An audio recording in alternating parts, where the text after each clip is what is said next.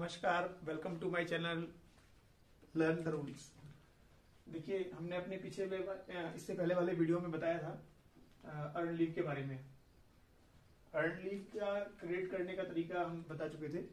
तो आज के वीडियो में हम इसके सैलिएंट फीचर्स देखेंगे।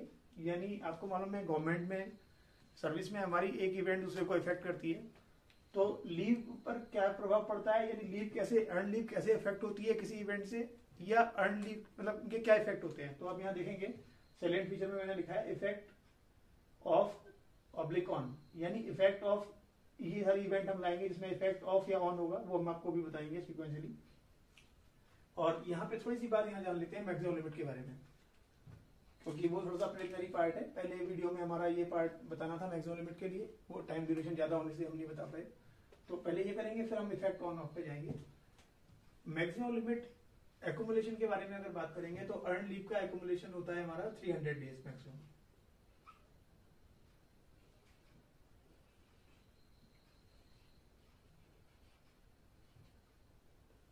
यानी 300 डेज लीव एकुमुलेट हो सकती है।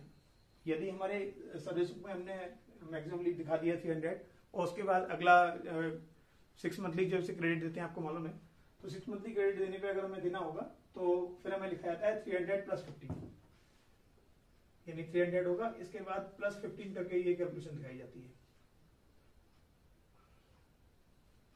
और जैसे अगर मान लीजिए एक 6 मंथ का जो पीरियड है, उसके बाद अगर ये 15 डेज यूज नहीं हुए और ये भी यूज नहीं हुए, यानी पर्सन कोई लीव पर अगर नहीं जा रहे हैं, तो आपको पता है अगला 6 महीने का स्पेल आएगा, फिर से 15 लीव देनी है, तो प्लस 15 रहेगा। लेकिन ये लीव क्या होगी, एक तरह से यदि इनको अवेल नहीं किया गया उस मंथली पीरियड में, तो ये वाला एक तरह से खत्म हो जाएगा। जस्ट आप समझिएगा ग्राफिक्स, ये वाली लीव खत्म हो जाएगी फिर से, लेकिन क्योंकि अगला स्पेल आ गया 6 मंथ का, तो यहां दिखाएंगे प्लस 15 फिर से। यानी मैक्सिमम लिमिट 300 डेज प्लस 15 ही चल सकती है। वो 6 मंथ पीरियड में अगर अवेल नहीं हुआ तो वो एक तरह से खारिज हो गया, लैप्स हो गया, जो भी आप कह सकते हैं। तो एक बात आप ये समझ गए होंगे मैक्सिमम लिमिट के बारे में।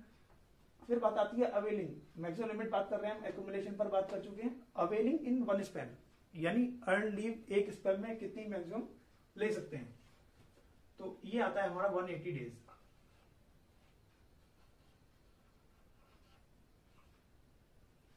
बाकी लीव जो है आपको मालूम है कॉम्पिटेंट अथॉरिटी ग्रांट करेगी, तो जो भी अथॉरिटी अगर आपको ग्रांट कर सकती है, वन स्पेल में 180 दिन की लीव ली जा सकती है। ये हमारे मैक्सिमम लिमिट्स की बात हुई।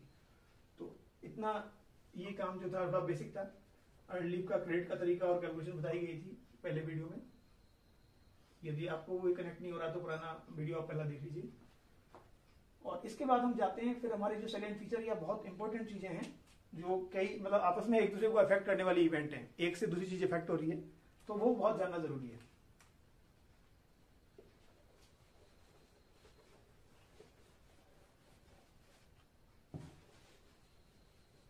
मैं एक एक करके लेता हूं। देखिए, इंक्रीमेंट पे हमने पहले वीडियो में थोड़ी सी हमने बात की थी वहां पे कि इंक्रीमेंट किस तरह से लगेगा।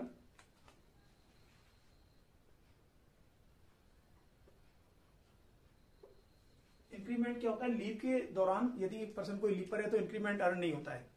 तो होगा कैसे इंक्रीमेंट, ज्वाइनिंग पे होता है, ये हम बता चुके थे आपको। यानी जब ड्यूटी एक्चुअली ज्वाइन होगी तब होगा। लेकिन इसमें एक थोड़ा सा पार्ट जो बाकी है वो ये है, यदि मान लीजिए एक इवेंट हम यहां ले लेते हैं,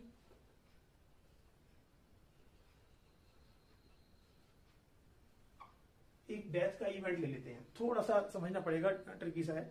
तो कुछ एग्जांपल भी ले लेता हूं यहां। मान लीजिए 1 जुलाई इंक्रीमेंट डेट है। आजकल वैसे 2 इंक्रीमेंट डेट होती हैं, 1 जुलाई और 1 जनवरी हो सकती है, लेकिन हम ये 1 जुलाई ले लेते हैं। और लीव, मान लीजिए कोई लीव पर पर्सन गए हुए हैं, वो 25 जून,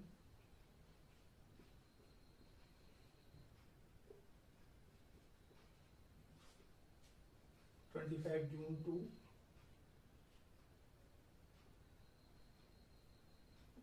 6 जुलाई, ये लीव पीरियड मान लेते हैं। और इस लीव पीरियड के बाद यानी उनको 7th को ज्वाइन करना है, ऐसा मान लेते हैं 7th is a working day, और 7 जुलाई को ज्वाइन करना था। लेकिन देखिए कभी भी कुछ भी हो सकता है। तो बेसिकली लीव अब इसमें इस इवेंट में, और कोविड का पेंडेमिक टाइम है, किसी के साथ ऐसा ना हो कि कोई ऐसी इवेंट हो, लेकिन आपको मालूम है ये भी नेचुरल फिनोमिना है और कभी ना कभी ऐसा हो जाता है। तो कुछ केसेस अराइज हो सकते हैं जहां जो डेथ हो जाए बंदे के बीच में। तो अगर ऐसा हो गया, अब डेथ का डे आप जो भी चुन लीजिए, मान लीजिए कि 4 जुलाई को डेथ हो गई,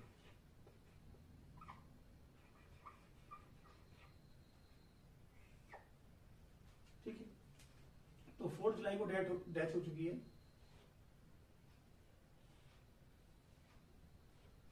तो क्या होता है फिर, यानी इसमें क्या करना पड़ेगा, दो बातें होंगी। लीव, अब वैसे तो इंक्रीमेंट आपका 7 जुलाई को अर्न होना था, अब ये तो ज्वाइन करने के लिए आएंगे नहीं, मतलब कभी आ नहीं पाएंगे। तो दो बातें होती हैं, इनको जो देना पड़ेगा वो होगी आपकी लीव सैलरी, और बाकी इनके लीव क्रेडिट में जो भी होगा उसका आप देंगे लीव इनकैशमेंट।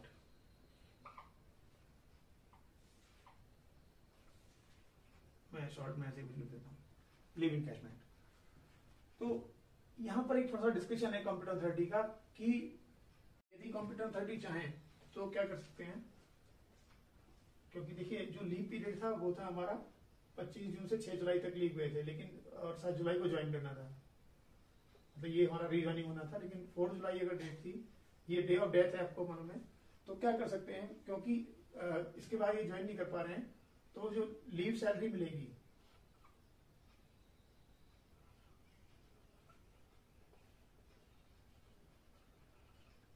लीव सैलरी तो उनकी डे ऑफ डेथ तक मिलेगी, क्योंकि वो 4 जुलाई जो है, क्योंकि लीव में थे तो उसको डे ऑफ डेथ लीव माना जाएगा, और लीव सैलरी एडमिसिबल होगी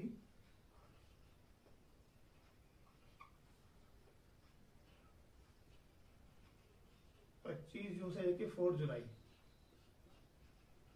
ये तो लीव सैलरी मिलेगी। लेकिन क्योंकि डेथ हो चुकी है और वो ज्वाइन कर नहीं पा रहे हैं, तो इसमें ऐसी कंप्यूटर अथॉरिटी ऐसा कई बार अलाउ करते हैं, यदि आवश्यकता दे करके, कि क्योंकि इंक्रीमेंट हमारा 1 जुलाई को ड्यू हो रहा था, तो जो इनकैशमेंट ऑफ लीव होगा, बेसिकली इनके पास कुछ लीव होंगी, तो हमने जो आपको बोला था कि अब leave salary encashment,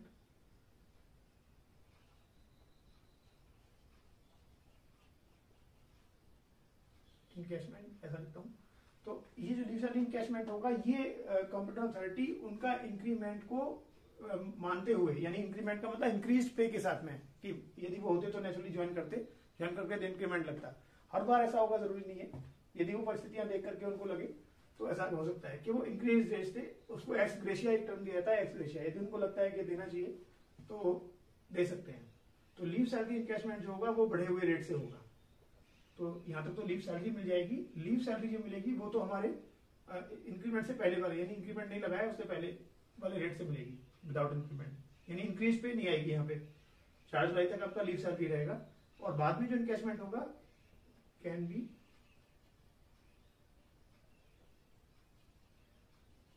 with increase पे।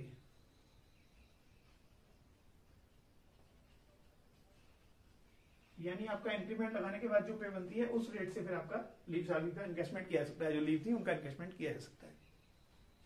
यहाँ पे थोड़ा सा एक बात और बता दीजिए, जो डे ऑफ डेथ होता है, हालांकि थोड़ा टॉपिक से बियॉन्ड है, लेकिन आपको मालूम है सारा इवेंट जुड़ा ही होता है, हम जब जॉब करते हैं तो सारी इवेंट जुड़ी हुई है, तो जस्ट यहाँ बता देने में कोई हर्ज नहीं है। तो डे ऑफ डेथ पे मैं थोड़ा सा बात कर लेता हूँ।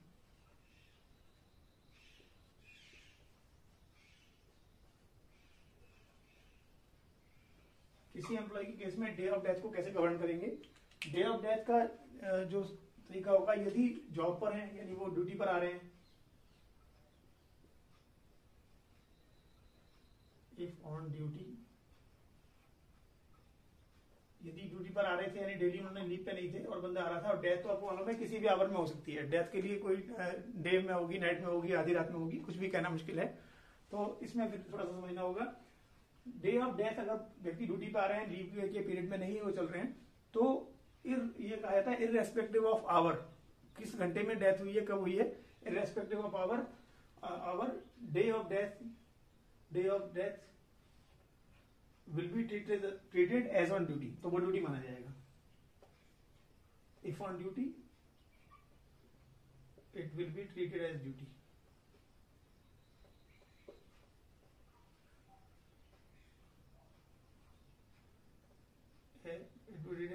ऑन ड्यूटी या ड्यूटी बोल देते हैं सीधा। तो day of death irrespective of hour, irrespective hour का मतलब है हमें यहाँ इंटरप्रेट करना होगा कि आपको मालूम है क्लॉक हमारी रात को 0000 शुरू होती है, तो यदि वो डे चेंज हो गया, यानी जो भी डे आएगा, तो आधी रात भी होना हो जाए, रात के 3 बजे या 4 बजे या मॉर्निंग में डेथ हो गई किसी की, पर वो डेट चेंज हो गया, तो मॉर्निंग में इवन ऑफिस लगा भी नहीं है, सुबह डेथ हो जाती है किसी की 6 बजे 7 बजे, मॉर्निंग में कल भी हो सकती है, तो वो क्या होगा, day of death duty treat होगा यदि वो ड्यूटी पे आ रहे थे। और इसके लिए क्या मिलेगी, जब ड्यूटी पे ट्रीट होते हैं तो क्या मिलती है, पे।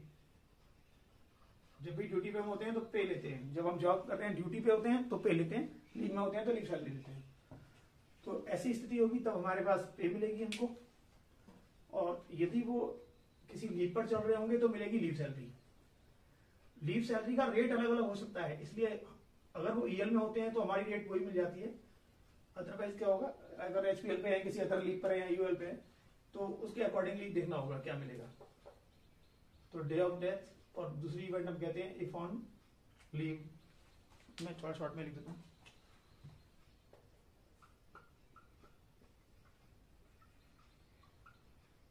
इफ ऑन लीव, यदि वो लीव पर चल रहे थे कोई एम्प्लॉय, तो उस केस में क्या मिलेगा, उनको लीव सैलरी मिल जाएगी। तो लीव पर है तो वो लीव पे माना जाएगा, फिर वो ड्यूटी तो नहीं मानी जा रही है क्योंकि ड्यूटी पर नहीं आ रहे थे, तो लेकिन उनको पे मिलेगी उस दिन की तक की, और वो मिलेगी लीव सैलरी। पे कहना टर्म सही नहीं है, leave salary. If it on leave तो उसको चाहे मॉर्निंग में डेथ हो गई तो उस दिन तक की भी लेकिन लीव सैलरी मिलेगी।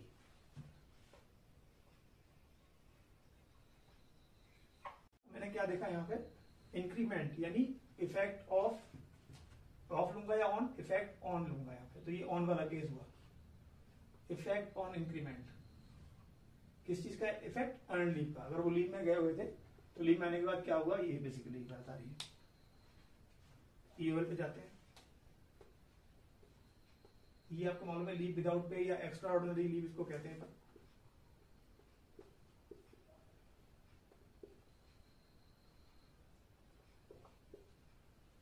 Extra ordinary leave, extra ordinary leave में ये ऑन का केस है या ऑफ का केस है देख लेते हैं। तो यहां मैं लिखना चाहूंगा इफेक्ट ऑफ। अब अर्न लीव पे, यानी इनमें से जो इवेंट लिखी है उस इवेंट का अर्न लीव पे क्या इफेक्ट पड़ता है, या अर्न लीव में है कोई तो इस पे क्या फर्क पड़ता है। तो ऑन और ऑफ, जहां जो स्टेट आ रही है वो ले रहा हूं। तो यहां मैं ऑफ स्टेट में गया, तो देखिए इफेक्ट ऑफ मतलब इफेक्ट ऑफ, यहां से जोड़ेंगे effect of EOL on earn leave. तो लीव के ऊपर क्या असर पड़ेगा, तो देखिए इस केस में क्या होता है, जैसे 6 मंथली क्रेडिट हम दे रहे हैं, तो अगर आपने कोई किसी पर्टिकुलर 6 मंथ में, वो जून से जुलाई, जनवरी टू जून, जनवरी टू 30 जून हो सकता है, या फिर आपका 1 जुलाई 1 जुलाई टू 31 ऑफ दिसंबर हो सकता है।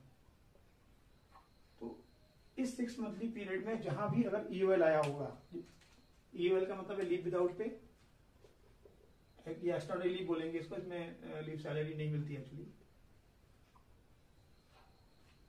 और लीव आपको मालूम है, leave is not a matter of right, but kind of leave can be, kind of leave is given by the employer, यानी उसे कौन सी लीव लेनी है वो उसकी विल होती है, अपनी विल से वो लीव लेगा। अगर एक्स्ट्राऑर्डिनरी लीव ली है, लीव नहीं होने के बाद भी लीव खत्म हो गई है तब ऐसा होता है, या फिर वो स्पेशली कहे मुझे ईओएल दे दो किसी रीजन से, तो ईओएल ले भी सकता है। तो उसके अकॉर्डिंग अगर ईओएल लिया होगा, तो जहां ईओएल लिया होगा, मानो इस पीरियड में कहीं ईओएल का कोई पीरियड आया है, नंबर ऑफ डेज 20, 30, 25 कुछ भी आ सकते हैं, मान लो 1 मंथ 30 डेज ईओएल आ गया, 30 डेज ईओएल आ गया, तो अगला जब क्रेडिट होता है यहाँ पे, तो अगले क्रेडिट में यानी अगले 6 मंथली जिस पीरियड में यहाँ ईओएल लिया गया, इसलिए मैं 2 स्पेल यहाँ थोड़ा सा समझाने की कोशिश की है, राइटिंग थोड़ी ऐसे है, समझिएगा। तो अगले वाले पीरियड में क्या होगा, आपका डिडक्शन आएगा 1/10 से, 1/10 ऑफ ईओएल किकन। तो फॉर्मूला बना हमारा ये, तो यहां से आ रहा है 3 डेज। तो यानी इस स्पेल में आप अगले 6 मंथ में अगर आपके 15 लीव क्रेडिट करने हैं, तो आप 15 क्रेडिट ना करके 15 - 3 कितना क्रेडिट करेंगे, 12 डेज का लीव क्रेडिट होगा। यानी एक्स्ट्रा लीव जाने पे 110 से माइनस होता है, लॉस होता है उसको। तो 110 डेज का लॉस होगा, अगले स्पेल में 12 लीव जाएंगे, उसको क्रेडिट होंगे। और ये जो होता है मैक्सिमम स्पेल, यानी यूएल कितनी माइनस होंगी, 110 मैक्सिमम अप टू, यानी ऐसा नहीं है कि वो 15 से भी ऊपर चली जाएंगी, तो मैक्सिमम अप टू 15।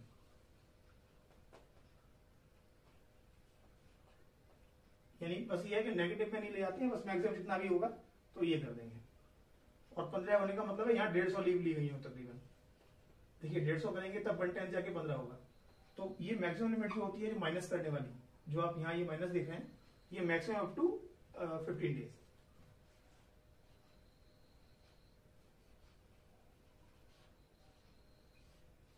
ये ध्यान रखने वाली बात है, ये करना है। जैसे डिडक्शन यहाँ आया, ऐसे ही जो बात आती है वो सस्पेंशन में भी आती है लगभग। ये सस्पेंशन थोड़ा सा आप रिपीट सही होगा कि जो इवेंट है सस्पेंशन, पहले देखता हूं ऑन है या ऑफ है। सस्पेंशन, तो effect of suspension on earned leave, of ही आएगा। तो सस्पेंशन जो इवेंट है उसका क्या इफेक्ट है। सस्पेंशन अपने आप में एक बड़ा टॉपिक है और काफी सारे इसमें रूल्स इन्वॉल्व रहते हैं, तो इसको फिर अलग से हम कवर करेंगे सस्पेंशन के बारे में पूरा। तो इफेक्ट ऑफ सस्पेंशन क्या है। सस्पेंशन हो गया तो सस्पेंशन किस तरह से रिजल्ट होगा, अल्टीमेटली जो इंक्वायरी होगी। सस्पेंशन आपको मालूम है, यदि किसी एम्प्लॉय के अगेंस्ट में कोई मेजर पेनल्टी की चार्जशीट है या इस तरह का, या फिर कोई कॉम्पिटेंट अथॉरिटी के रीजन से उसको समझे कि वो ऑफिस नहीं आना चाहिए, ऑफिस से अवे रहना चाहिए, तो सस्पेंशन किया जाता है नॉर्मली। तो ऐसे केस में क्या होगा, इफेक्ट ऑफ सस्पेंशन क्या है वो देखना होगा।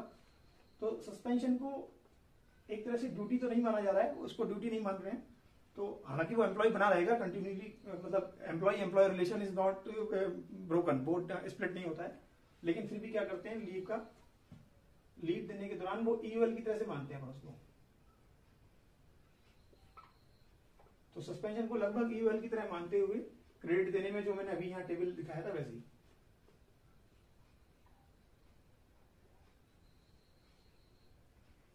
ईओएल इक्विवेलेंट जैसा ही मान लेते हैं और 1/10 से ही उसको माइनस करते हैं, जो भी पीरियड आ रहा है ना उसको माइनस करके। तो यहाँ पे फुल वैल्यू आती रहेगी। सस्पेंशन अगर फुली पूरा चल रहा है तो आप देख सकते हैं, तो मैक्सिमम, इसका मतलब लीव क्रेडिट नहीं होगी। सस्पेंशन का मीनिंग है वो पूरा ही फिर फुल 6 मंथ भी एब्सेंट होगा। और समझ होंगे, मैंने यहाँ पे वो दिखाई थी अभी, आप वीडियो बैक करके देखेंगे तो पता चलेगा। तो ये स्पेल, क्योंकि सस्पेंशन है तो फुल स्पेल जाएगा ऐसे। तो सस्पेंशन का मतलब यहाँ ड्यूटी आया नहीं, वो ड्यूटी अगर नहीं आया तो यहाँ पे माइनस होना है। यानी अगली बार 1/10 से वैसे कहते हैं, अगर वो कुछ पार्शियल पीरियड है, 2 महीने का सस्पेंशन रहा, ये रहा तो पार्शियल है, अगर कंप्लीटली चलता रहा ये तो मैक्सिमम लिमिट फिर माइनस होगी। तो 1/10 इंटू पीरियड वही सस्पेंशन का, मैं पीरियड ऑफ ऐसा फॉर्मूला बनाता हूँ सस्पेंशन लिख करके, पीरियड ऑफ सस्पेंशन से मल्टीप्लाई करेंगे, then you will get something, और दैट फिगर जो यहाँ आएगा वो आपका डिडक्ट होगा। तो जो भी क्रेडिट होगा उससे डिडक्ट होगा। अगर फुल वैल्यू है तो 15 डिडक्ट होंगे। यानी ये केस सस्पेंशन वाला लाइक ईओएल ही होगा। सस्पेंशन पीरियड चलता रहा तो ईओएल, लेकिन सस्पेंशन लगातार चलता नहीं है। सस्पेंशन के बाद क्या होता है, एक रिजल्ट आता है। सस्पेंशन का मीनिंग है कोई इंक्वायरी कंप्लीट होती है, बाद में इसके 2-3 इवेंट होती हैं, उनको देखते हैं अभी। अगर सस्पेंशन का रिजल्ट ऐसा आता है, कॉम्पिटेंट अथॉरिटी जो मानता है, यदि उन्होंने पीरियड ऑफ सस्पेंशन को लीव के लिए क्वालिफाइंग माना, यानी suspension period if suspension period is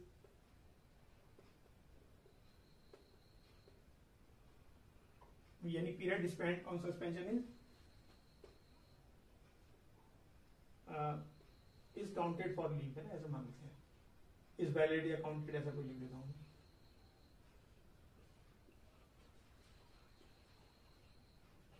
for leave. थोड़ा सा यहाँ और एलोबरेट करूंगा। सस्पेंशन का मीनिंग है सस्पेंशन हो गया, अगर सस्पेंशन बाद में बंदा दोबारा जॉब में आता है, रीइंस्टेट हो जाते हैं, पुनः जॉब में आ गए हैं, या तो इंक्वायरी के बाद आ गए, और या तो किसी कोर्ट से जीत करके या किसी तरीके से उनका दोबारा से अगर जॉब में आते हैं, तो आपको ये मानना पड़ेगा। तो आ गया तो हम मानते हैं कि सस्पेंशन इज अनजस्टिफाइड, ऐसा टर्म बोला जाता है कि सस्पेंशन उचित नहीं था, यानी जबरदस्ती तो नहीं कर दिया था, यानी सस्पेंशन यदि उचित नहीं है या वो अनजस्टिफाइड सस्पेंशन है तो period spent on suspension is treated मतलब ड्यूटी फॉर ऑल पर्पस। तो एक टर्म आता है, यहां लिख लेता हूं, duty for all purpose.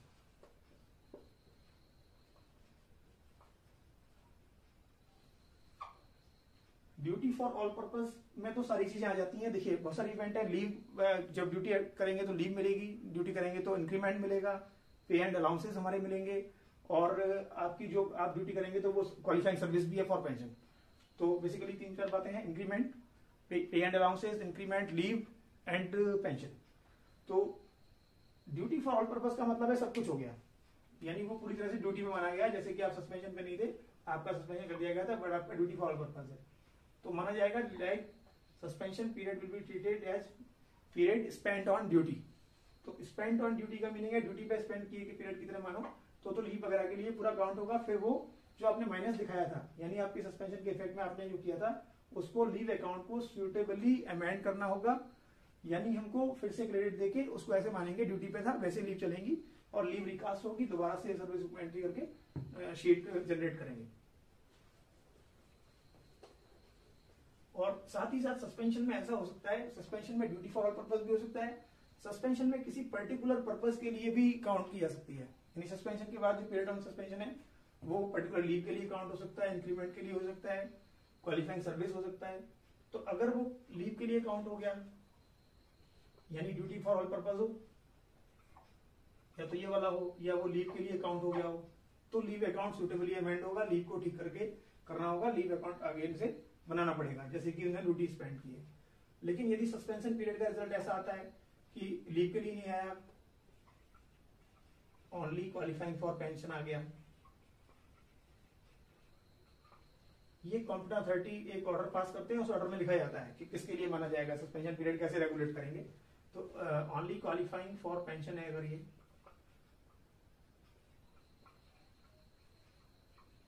Qualifying for pension, तो क्वालिफाइंग फॉर पेंशन है तो डिडक्शन जो हो गया था 110 से, यानी उन्होंने लीव के लिए नहीं माना, पर हाँ पेंशन में नुकसान ना हो जाए बंदे को, तो क्वालिफाइंग फॉर पेंशन अगर ये बोला गया है, then whatever deduction you have already made will prevail, वो एज इट इज ही रह जाएगा, वो ठीक है। एक बात और होती है, कई बार पीरियड ऑफ सस्पेंशन को एम्प्लॉय अपनी चॉइस से,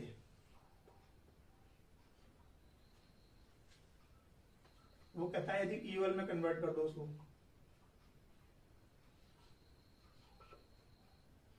कि साहब मैं ड्यूटी पे नहीं आया हूं लेकिन इसको रेगुलेट करने के लिए पीरियड को, यानी गैप ना आए कुछ, उसको ईओएल में कर दो, तो ईओएल के हिसाब से भी फिर डिडक्शन जो हो चुका है ऑलरेडी वो रहेगा। ईओएल में तो डिडक्शन जो हो चुका है, यानी इन दोनों केसों में ओनली क्वालिफाइंग पेंशन और कन्वर्टेड इनटू ईओएल, है ना, ऐसा बोलता हूं यहाँ पे,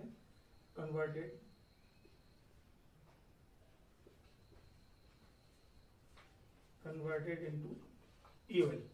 तो ईओएल से उसको रेगुलेट किया, उसको ईओएल में कन्वर्ट किया उस पीरियड को, तब आपका डिडक्शन जो हुआ था, डिडक्शन ईओएल में जो डिडक्शन किया है वो वैलिड रहेगा, एज इट इज रहेगा, इनमें अमेंड करना पड़ेगा। तो ये एक इवेंट है। अब बात आती है ओवर पेमेंट के लिए। देखिए इस इवेंट का क्या होगा, ये आप देख लीजिए, वीडियो किसी भी वक्त आप आगे पीछे जाके देख सकते हैं।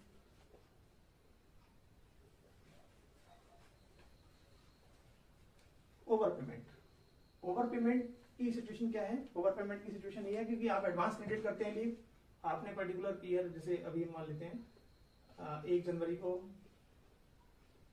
कोई ज्वाइन किया,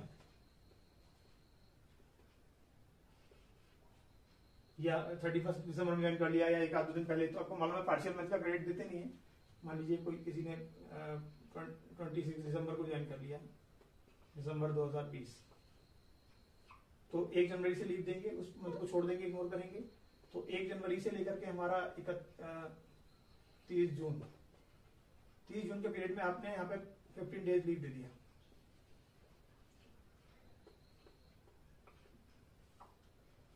लेकिन इन्होंने क्या था, जो बंदा आया था,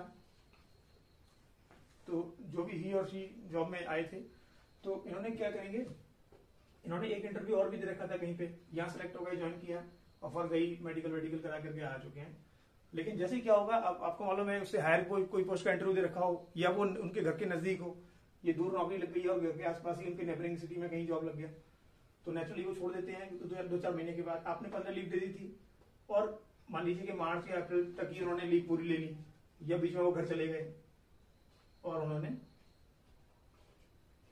उनको भी नहीं पता था सिलेक्शन हो जाएगा कहीं, उन्होंने 15 लीव पूरी यूज कर दी, ये सोचते हुए कि ठीक है जॉब में आ गए, लीव बढ़ती रहेंगी। तो 15 लीव मान लीजिए एडवांस क्रेडिट था, मार्च अप्रैल तक ही कंप्लीट लीव्स आर एग्जॉस्टेड और अवेल्ड। तो इस केस में क्या हुआ, और अप्रैल में उन्होंने रिजाइन कर दिया, सिलेक्ट हो गया, अप्रैल में रिजाइन कर दिया। तो अप्रैल में रिजाइन कर दिया, अप्रैल में 10 तारीख को 12 तारीख को रिजाइन कर देते हैं। मार्च में होली पे घर गए थे, कुछ बात करके वहां पे फाइनल रिजल्ट आ गया इंटरव्यू का, और करके कहीं और जॉब ज्वाइन करना चाहते हैं, और 12 अप्रैल को मैं कहता हूँ रिजाइन कर दिया 12 को। तो अप्रैल को आपको मालूम है इग्नोर करेंगे, ठीक है। और रेजिग्नेशन के केस में जहां तक लीव काउंट होनी है उस तरह से काउंट होगा, जैसे आपको बताया गया था रेजिग्नेशन में उससे जाना है हमको एक मंथ पहले। तो जितनी लीव उनकी बैठेंगी एक्चुअली, यानी वो 15 लीव के हकदार नहीं है, यहाँ पे 15 लीव के हकदार नहीं है, तो वो कुछ कम लीव के हकदार हैं।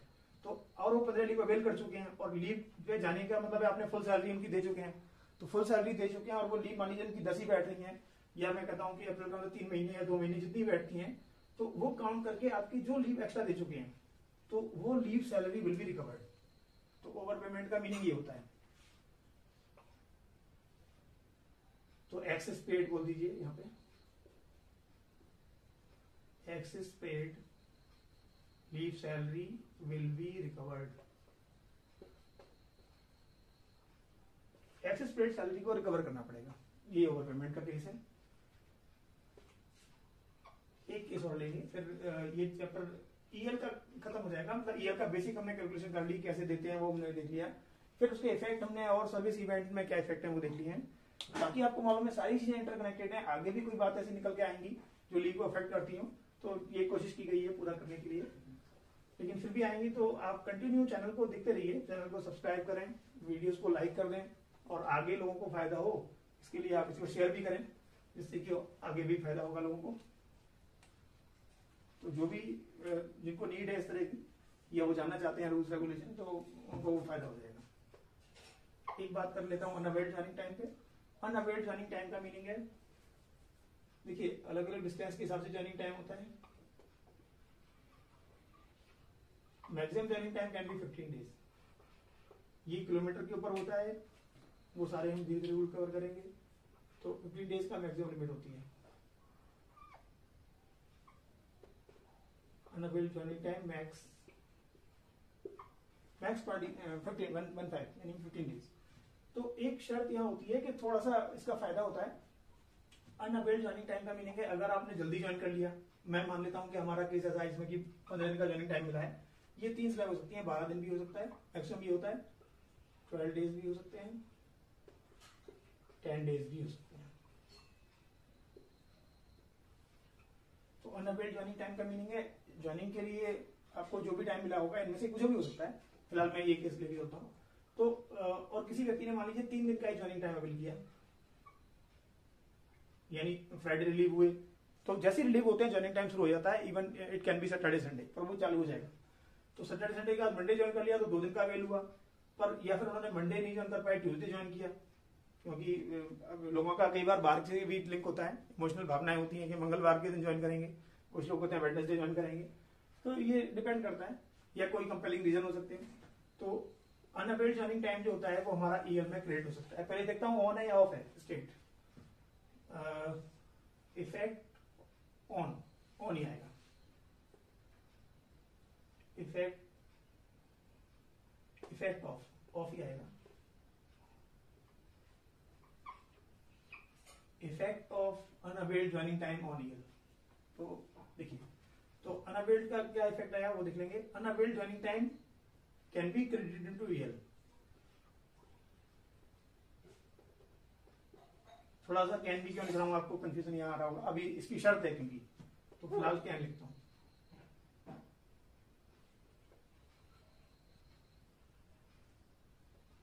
कैन बी क्रेडिटेड टू, ऐसा बोलता हूं, year. Can be credited two year, वो ईयर में क्रेडिट हो सकता है, लेकिन शर्त है, शर्त ये है, पहली शर्त ये है या तो आपको जो भी बंदा ज्वाइन करने वाले हैं, जो भी व्यक्ति ज्वाइन कर रहे हैं, जो भी एम्प्लॉय, तो यदि ऐसे कंपेलिंग रीजन है, इफ ही और she is particularly asked to join within 2 days और 3 days और 5 days, whatever it may be, जल्दी ज्वाइन करने को कहा गया हो,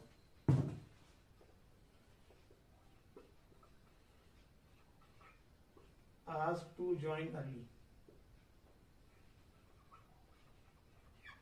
यानी एंटाइटलमेंट तो 15 दिन थी, लेकिन कोई स्पेसिफिक ऑर्डर ऐसे थे, कोई परेशानी ऐसी थी कि अब वो काम पोस्ट वीकेंड नहीं रह सकती, या post can not wait, work can not wait, and corporate authority is a particular has given a particular order और ईमेल समथिंग लाइक दैट कि ज्वाइन करना है जल्दी से जल्दी, 2 दिन में ज्वाइन करो विद इन 5 days। तो उनका क्योंकि एक एंटाइटलमेंट थी 15 days की, लेकिन ही और she was asked to join, तो वो ज्वाइन तो जल्दी कर लेंगे, लेकिन क्या होगा, उनका अनअवेल्ड ज्वाइनिंग टाइम रह गया। तो उनको अगर ज्वाइन करने के लिए कहा गया हो जल्दी, और मान लीजिए 3 दिन उन्होंने अवेल किया है, तो 12 दिन का ज्वाइनिंग टाइम कहाँ जाएगा, 12 days रिमेनिंग हो गया, आज टू ज्वाइन अर्ली, और मैं कहता हूं कि 3 दिन अवेल किया, तो यहाँ अवेल्ड लिख देता हूं, अवेल्ड 3 days है, तो 12 दिन जो है कैन बी क्रेडिटेड। तो अब कैन बी इसलिए बोल रहा हूं क्योंकि ऐसा है, तो shall be credited, can be credited, may be credited, ये ऑक्सिलरी वर्ब जो है कुछ भी आप यूज कर लें, तो जैसी सिचुएशन होगी वैसे हम यहाँ बना लेंगे। तो अंग्रेजी को तो खैर थोड़ा सा चेंज करके अपन कर सकते हैं। तो इज अवेलेबल या ऐसा हो सकता है, पॉसिबिलिटी है, लेकिन ये कंडीशन ध्यान रखनी है। तो अर्ली ज्वाइन करने को बोला गया हो तो 12 दिन का ज्वाइनिंग टाइम ईएल में क्रेडिट हो जाएगा, यहाँ गुम हो गया, इसमें गुम होगा, 12 दिन का ईएल एक्स्ट्रा मिल जाएंगी। दूसरा एक कंडीशन होती है, दूसरी बात होती है if person is going alone, वो वहां अकेले गए हैं, और नॉर्मली ऐसा ही होता है, पहले वहां जाके व्यवस्था देखते हैं वहां कैसा है, बाजार दुकान, और किस तरह से फैमिली ले जानी, स्कूलिंग कैसी है, ले जाए ना ले जाए, क्या करना है। तो फिर जाकर के हम जाते हैं वहां, क्वार्टर वार्टर देखेंगे, सब रेजिडेंस देखेंगे, फिर जाना होता है। तो ऐसे केस में क्या करेंगे, अगर फैमिली को, if family is living behind की only person is joining and he is taking his family afterward, तो उस केस में ऐसा होता है कि दोबारा आकर के फैमिली को ले जा रहे हैं, यानी ज्वाइनिंग अलोन या गोइंग अलोन ऐसा बोलता हूँ,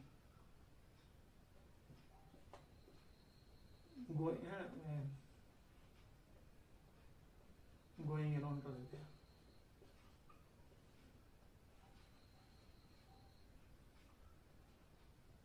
यानी वो खुद ही ज्वाइन किए हैं उन्होंने, जाके 3 दिन में 4 दिन में कुछ ज्वाइनिंग टाइम अवेल करके, मान लीजिए 5 days के बाद अवेल 5 दिन रहे, उन्होंने कुछ अपना सामान सेट करना था, या बेसिक सामान कुछ ले आना था, तो 5 दिन उनको लगे, या कुछ अपना घर के काम काज बच्चों के सब कुछ करने के बाद जाना होता है, तो कुछ व्यवस्थाएं करने के बाद 5 दिन का अवेल किया और वहां चले गए, और फैमिली पीछे छोड़ी हुई है, तो 10 days का ज्वाइनिंग टाइम बच रहा है।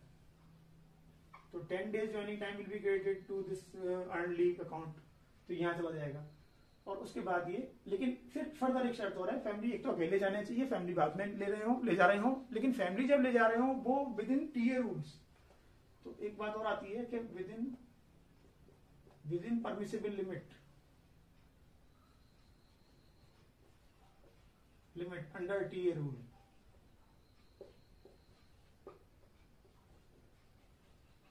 थोड़ा मैसी सा हो गया है, आप समझ पाएंगे, मैं बोर्ड पे थोड़ा सा ऐसा हो गया, मैं आपको बोल के समझा लेता हूँ।